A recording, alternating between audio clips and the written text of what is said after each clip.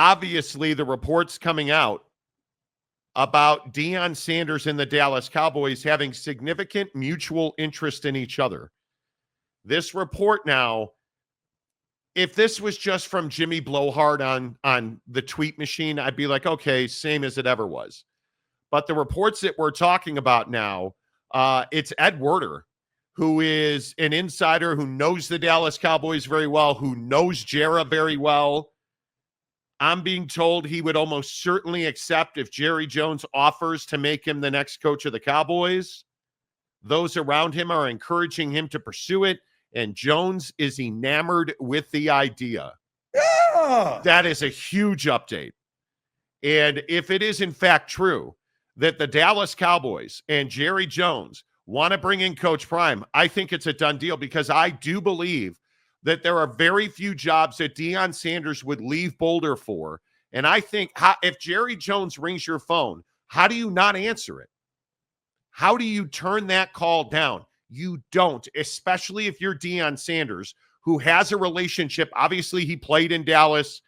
All of the stories about the money and Stephen Jones, all of that is out there now. We all know the relationship that's in place. I think Deion Sanders is the guy that they need in Dallas. They need somebody who can handle the ultra bright Jerry Jones spotlight, somebody who can not get upset or off put by the ridiculous things that Jerry Jones says to the media, the refusal to negotiate contracts at the right time.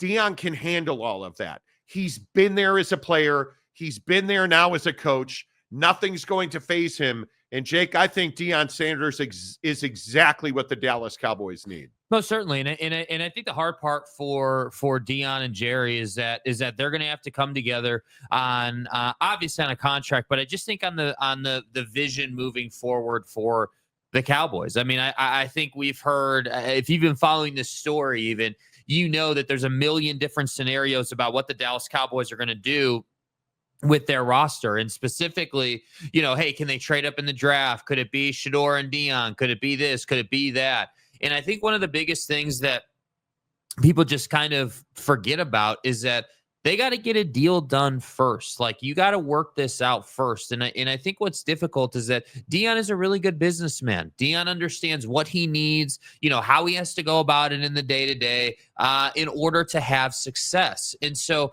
my biggest question with all of this is not whether Deion is interested in the job. I mean, if Ed Werder is saying you're interested on that level, you're definitely interested. I think the bigger issue here is that Deion has to navigate the waters of how he leaves Boulder and how he takes this job. And you look at this Ed Werder tweet, and I'm just saying, like, dude, like, this is a pretty, like, this is pretty definitive by reporting standards. You're not saying that he might be interested or that, Jerry might be interested. You're saying that Jerry Jones is enamored by the idea of Deion coaching this team. That, in other words, to say he's over the moon about it. He loves the idea. He's excited about the idea. So I would agree that Deion, from a media standpoint, is a great candidate for this job. But I'm just wary of, what is the negative part of the conversation for these two? Because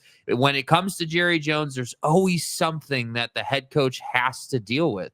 And I'm just really curious what that is for Deion Sanders. I think there's a couple of things that stand out to me about this move. First of all, this would be devastating for the Big 12. Deion Sanders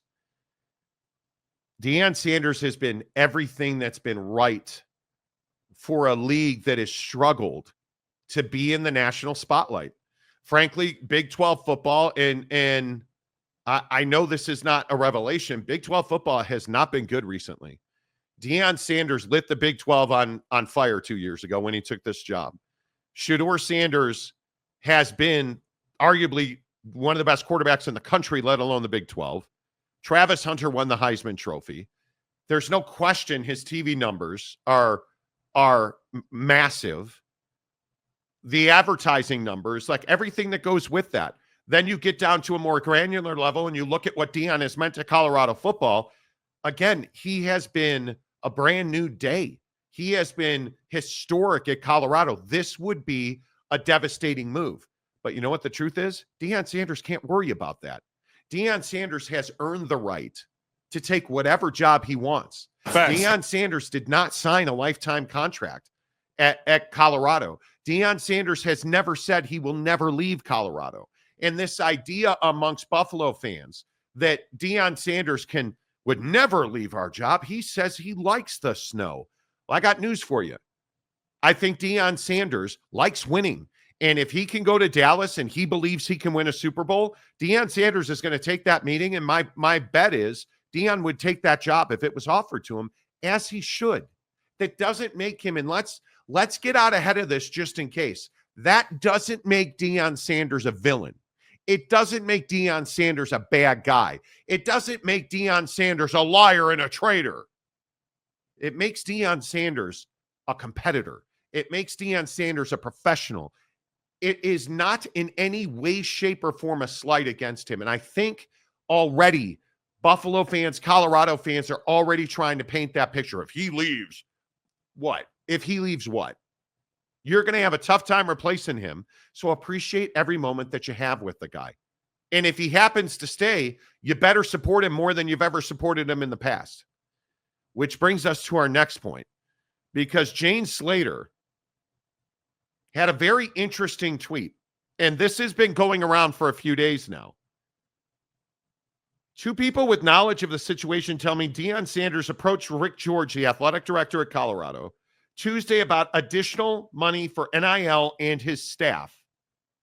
He was met with resistance. The University of Colorado would neither confirm or deny the information. Deion Sanders didn't respond when reached multiple times for comment. Nor should he, nor should they.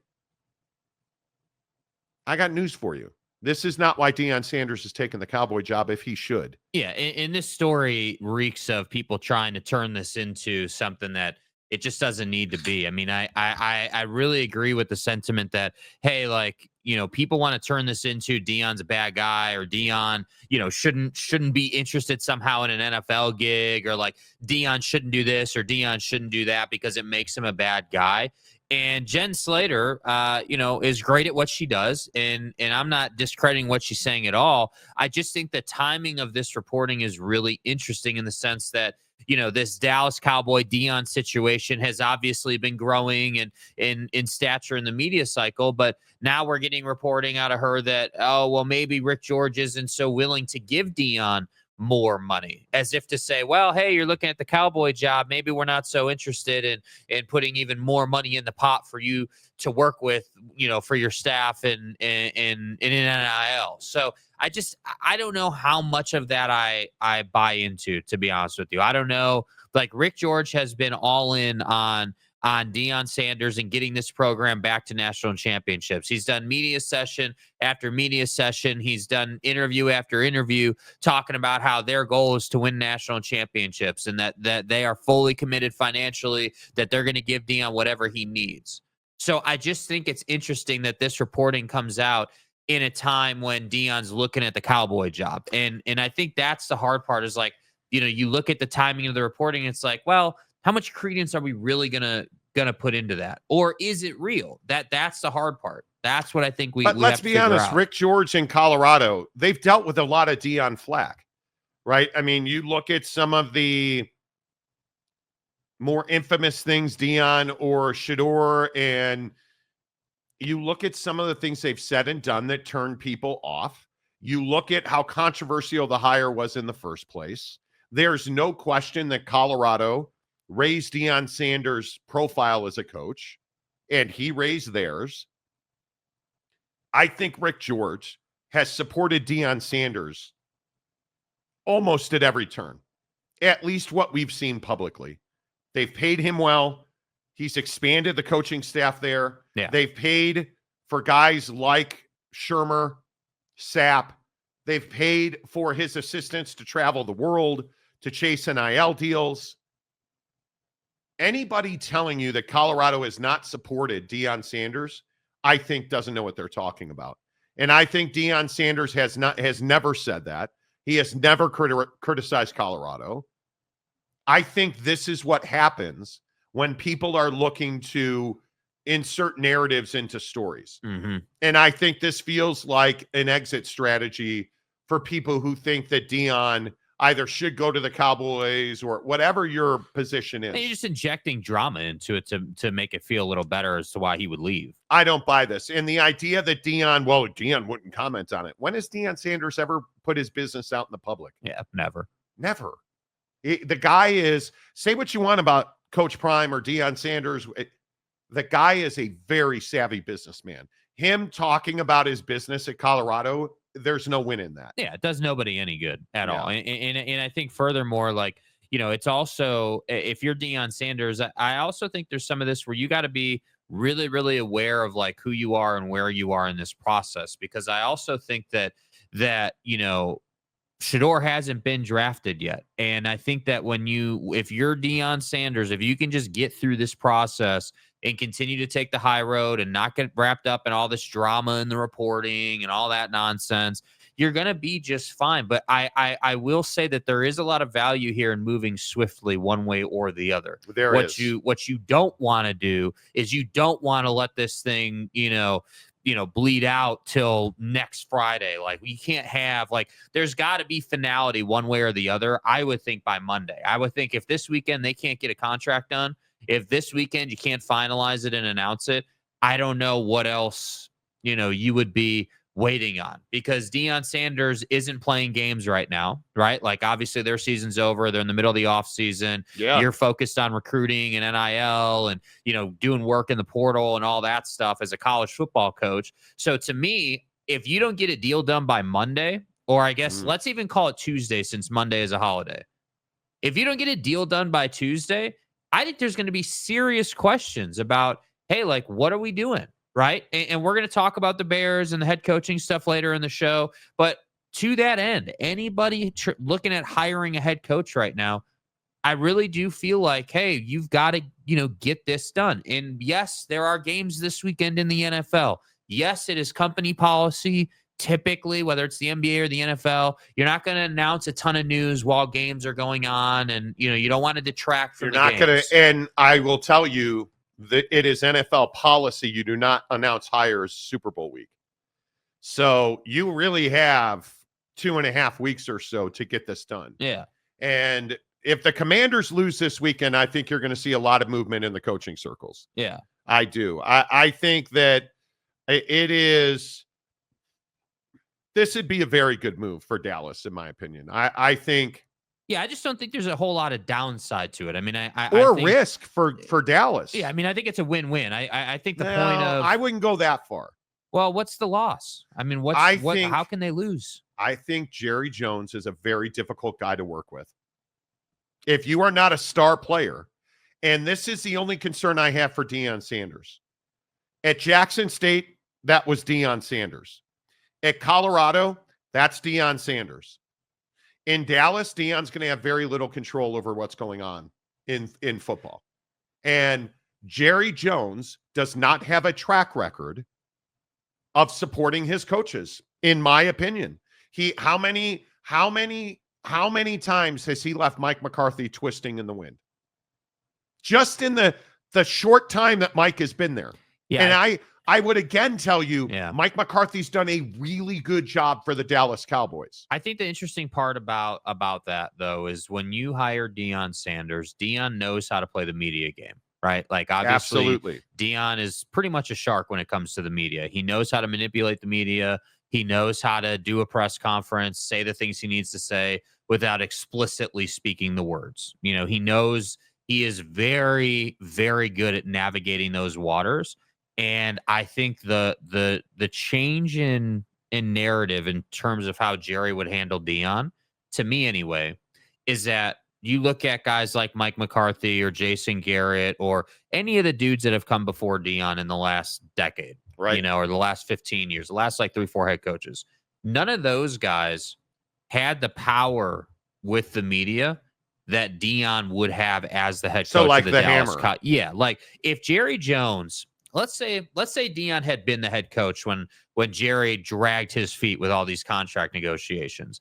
I think that Deion would have no problem saying, yeah, we need to get these guys signed. We need to be moving on these things. We need to, I think Deion Sanders understands how to use the media to push Jerry Jones. And the problem for Jerry is that you can't just come out here when you're unhappy with Deion and fire the guy after a season, because if you do that, you look like an idiot. But that's not who Jerry Jones has ever been. Jerry Jones has never fired a guy after a season. If anything, he's held on. Always conversations. That's all well and good, but he's never been that guy, right? Yeah. He held on that Carrot Top way too long. Yeah, Jason Garrett held on to him too long. I don't like the way he treated Mike McCarthy. I think Mike McCarthy, again, and I have the graphic. Mike McCarthy did a really good job for the Dallas Cowboys. Mike McCarthy is a really good head coach.